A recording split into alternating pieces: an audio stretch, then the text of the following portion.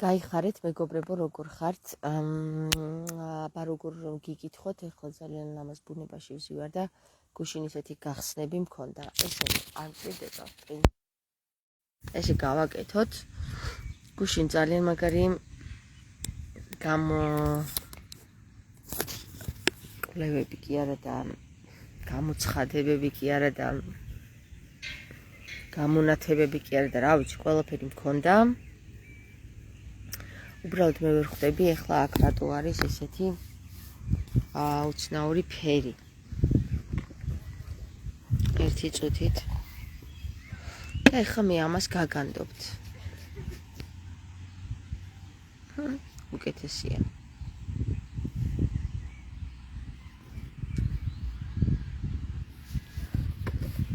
ეხლა რას გაგანდობთ, ნახეთ? მე მაქვს დაკვირვება წარმოებული. ესე იგი გუშინ მე მქონდა ესეთი კოდი, რომელიც გაიხსნა ტორი 13-ით. ტორი 13 რას ნიშნავს ახლა ნახეთ?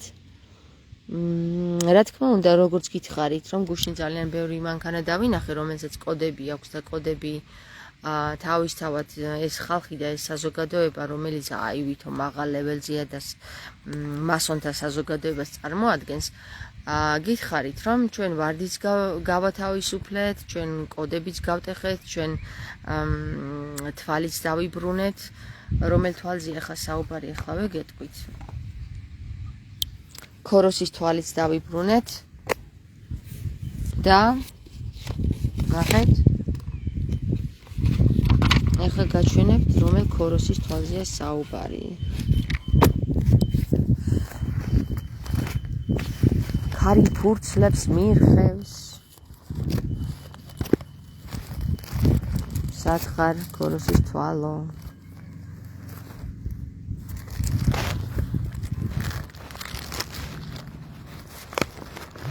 აი ამ ქოროსის თვალზეა მეგობრებო საუბარი. ჩვენ ეს დავიბრუნეთ. ეს არის თვალი, რომელიც ეკუთვნის თამარს. და ეს სხვათა შორის არის აღდგენა 84-ის სიმბოლო. ნუ ამასაც მე გეტყვით რას ნიშნავს. ეს ლათინური ვერსია. მანამდე სანამ ჩვენ ახლა გავარჯიშდებით ეს ყველაფერი რას ნიშნავს, მოდი ვთქვათ, ეს კოდი ტორ 13 რას გვიხსნის. ნუ გუშინ მე ესევე დავინახე, ესე იგი ესეთი ინიციალები, ნახეთ, ტაბუ 555, ანუ ენას აქვს ტაბუ დადებული. ახლა რატო 555, ნახეთ, 5 არის ენი, ამას აქვს ტაბუ დადებული. და აი ესე ეწერა პირდაპირ. აქ რო არ დავჭყაბნო, აი აქ დავიწერთ, ნახე.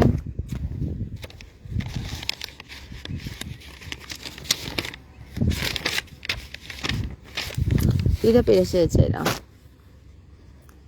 ტა 555 ბუ. აი ესეა, ეს დიდი ასოთი. ტა 555 ბუ. ახლა ნახოთ რა ბუ და რა ტა და რა ატა და რა ტაბუ, ხო? ნახოთ. ენი არის ის საკითხი, რომელსაც აქვს ტაბუ დადებული და თქვენ კარგად იცით, ვინც ჯორჯაძეს უსმენდა, რომ სიტყვას აქვს ტაბუ დადებული, სიტყვას ტაბუ დადებული და ავდივარ ახლა ბაგებში ერთ-ერთ ასახოში ღმერთმა ამიყვანა, არ ვიცი როგორ მოხდი, გადაკეტილი იყო გზა და მოხდი ერთ ვიწრო შესასვლელში და იქ წერია დიდად სიტყვა და მე იქ ფორმულებია და მოკლედ ამ ფორმულებს რაღაცა თავისი ახსნები აქვს, ხო? ახლა სიტყვა. ხო, სიტყვაზე ჩვენ თქვით, პირველად იყო სიტყვა და აი ეს სიტყვა რო განვიხილეთ ჩემს წინა ლაივებში, ეგ ნახეთ. ახლა კიდევ რას ნიშნავს ეს 5 და 5, ხო? რა არის ფარანი? ნარი და ფარი. ფანარი რა არის? სინათლე, ხო? რაღაცას მიაშუქებ ფანარს. და რაღაცას ტაბუ აეხდება, ვთქვათ, 5-5-5, ასევე არის რაღაცა ფარი, რომელიც არის ნარის, ან ნარი და ფარია, ხო? და ეს ჭარი კიდე ჭარში, ხო, დავწერე ახლა ეს ლექსი, ვაჭარ, ხო?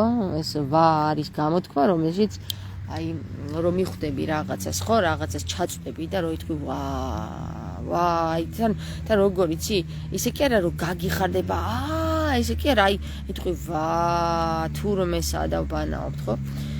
ეხლა აი ესენი არიან ხუთიანები, რატო არის იუდეველთა ეს კოდი, ტაბუ რატო აქვს დადებული და როგორ ვითომ თავის შუაში ხა ტაბუ ქონდათ აქამდე დადებული, მაგრამ ეს გაიხსნა ეს სიტყვა და მოკლედ ერთი სიტყვით და ერთი სიტყვით ისევ სისთან მივდივართ, ხო, სართან. ხო და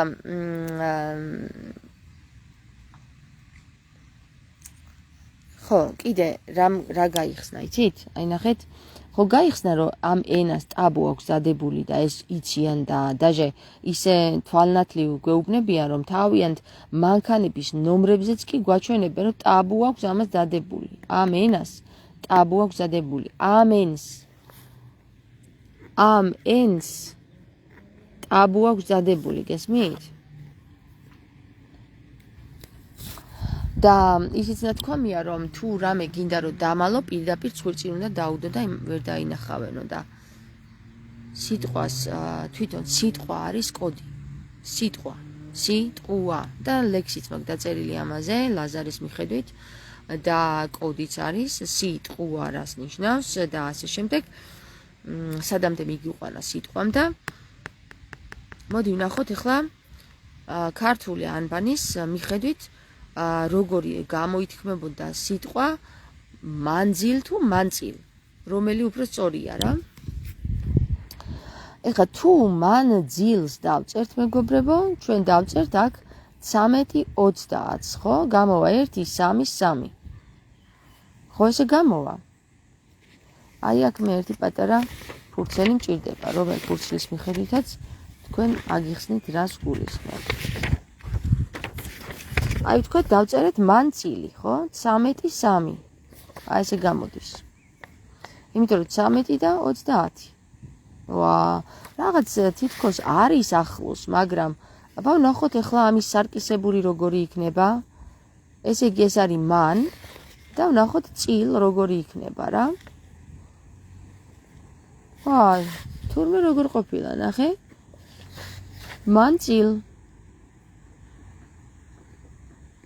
მანწილი და არა მანძილი. ნუ მანძილსაც აქვს ახლა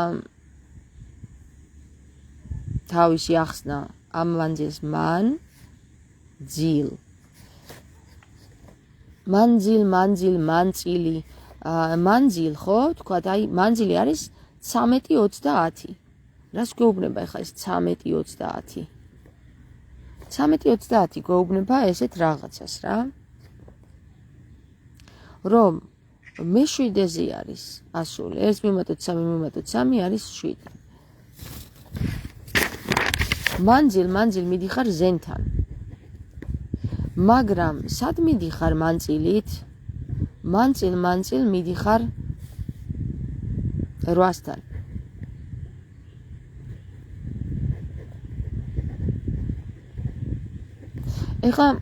აი ახლა რას ნიშნავს ეს ჰე მერვე რა? აი ამ ხეზე მეგობრებო, სულ ყოველთვის საუბარი არის ხე. აი ხე აკაკისა. ხე აკაკისა ნახეთ, რომ იქ გეცამანის ბაღში აღწერილი აქვს და ეს ხე აკაკისა არის ასევე ჯვრის მონასტერზე გვერდით. აი აქ რომ ჯვრის მონასტერი დგას, ეკლესია ხო არის? ეკლესია და აი აქ დგას ეს ხე. აი ეს ხე. ამ ხეს მეგობრებო, აკაკის ხე ეწოდება. და რას გვაძლევს ახლა ეს აკაკის ხე? კი, მაგრამ აქ დგას ჯვარი, დონებით, ხო? დონი და ანებით. აქ დგას ჯვარი დონანებით და აქ დგას რაღაცა აკაკის ხე. ვა, ნეტა რა არის ახლა სად მივდივართ ინდიანა ჯონსივით. გამოვიკვლიოთ ახლა სად მივყავართ აი ამ კოდებს. და საბოლოო ჯამში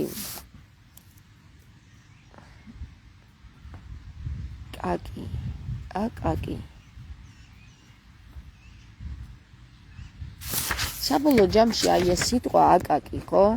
რატო ქვია ამ ხეს აკაკი? ამას მნიშვნელობა მე მგონი არ აქვს, იმიტომ რომ აქ უფრო მნიშვნელოვანი არის ამ ხის შინაარსი. რა თვისებებს წარმოადგენს ეს ხე და რას მალავს ეს ხე. აკაკის ხე ძალიან ნელა იზრდება, არის დაკავშირებული სიტყვებთან და ვურცელ ფესვებთან. არის ასევე წინაპრებთან დაკავშირებული და საქმე რაშია, იცით მეგობრებო, მე პირადად ეს გამიხსნა ამ ხემ, რომ ამ ხეს ეს ხე დაკავშირებული არის ჩასასვლელთან, რომელიც ჩასასვლელიც უკავშირდება ჩვენ წინაპრებს. აი ხომ არის რომ შეხვალ სვეტი ცხოველში და იქ არის ვახტანგ გორგასალი დაკრძალული, ის დაკრძალული ის მეფეები, უამრავი მეფეები გაშლილია ჩვენ ფერხქვეშ. და სინამდვილეში აი ეს ჯურის მონასტერი და სვეტი ცხოველი ჯაჭვის ხიდით უკავშირდებოდა ერთმანეთს, რომლის აღდგენაც ჩვენ გსურს ახლა სიდონებს და რას გაკავშირებთ, იცით, რომ პირდაპირ სვეტი ცხოვლიდან ადიოდი ჯვარზე, აი ამ ხიდის გავლით. და ეს იყო რა? ამ სვეტი ცხოვლის ჩასასვლელში, საიდანაც სვეტი არის ამოხეთქილი და დედამიწის შუაგულიდან, ანუ ტიამატიდან, რასაც ჯოხაძე ამბობს და ვერ იგებს, რას ლაპარაკობს, თვითონაც ვერ იგებს. დედამიწის შუაგულიდან ამოხეთქილი ეს სხივი, რომელიც ყოველ წელიწადს ამოდიოდა და ყოველ წელიწადს მოეფინებოდა სულთმოფენეობა რო ქვია, რატო ქვია სულთმოფენეობა და სულთმოფენეობის დღეს რატომ ვიყავით მაინც და მაინც იმ ადგილზე, სადაც უნდა ყოფილიყავით, იქ გეცამანიის ბაღში. სიდონები. რატო თუ გაგიკვირდათ? ანუ ჩვენ არ დაგვიგეგმავს ესე მოხდა. ესე დაეწყო, ესე მოხდა. როდესაც ამოდიოდა სვეტი ცხოვლის ადგილ, სადაც ახლა სვეტი ცხოვლის ტაძარია, იქიდან მოეფინებოდა ხოლმე მთელს იმ ტერიტორიაზე და რაც კი ცრუ იყო და არასწორი, ყველაფერს ანადგურებდა. და შემდეგ თავისთავად ხალხი იწყებდა ახლიდან reset ხდებოდა რა, ანუ გადატვირთვა ხდებოდა. ხო და ეხლა რა ხდება? რა ეს ერთ-ერთმა ძალიან მაცდურმა და გონიერმა ადამიანმა სააკაძეს ესეთ რჩევას აძლევს, როგორც მე ვიცი რა, რომ თუ გინდა რომ გაიმარჯვო ამ სვეტზეო, მაშინ უნდა ამოქოლო ისო რა. და ამოქოლავს მართლაც. და აღარ ხდება ეს წარღვნები და რესეტები, აღარ ხდება, გადატვირთვები აღარ ხდებოდა უკვე რამდენი წლის მანძილზე და ბოლო გადატვირთვა მოხდა, როდესაც წმინდა ნინო შემოვა, გამოაგზავნიან წმინდა ნინოს საქართველოში და